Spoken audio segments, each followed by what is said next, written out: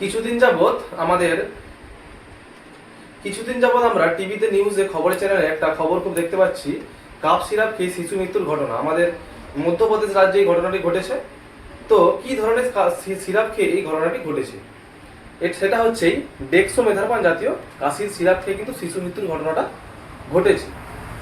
এটা আজকের সমস্যা নয়। এই ডেক্সোমেথারপান জাতীয় যে সিরাপটা, এই সিরাপ কিন্তু সব দিনের জন্যই শিশুদের জন্য ব্যান্ড আছে। 6 বছরের নিচে শিশুদেরকে এই সিরাপ খাওয়ানো যায় না কাশির ক্ষেত্রে। তাই এই ধরনের সিরাপ আপনাদের শিশুদেরকে কখনোই খাওয়াবেন না, কোনো ডাক্তার প্রেসক্রাইব করলেও খাওয়াবেন না।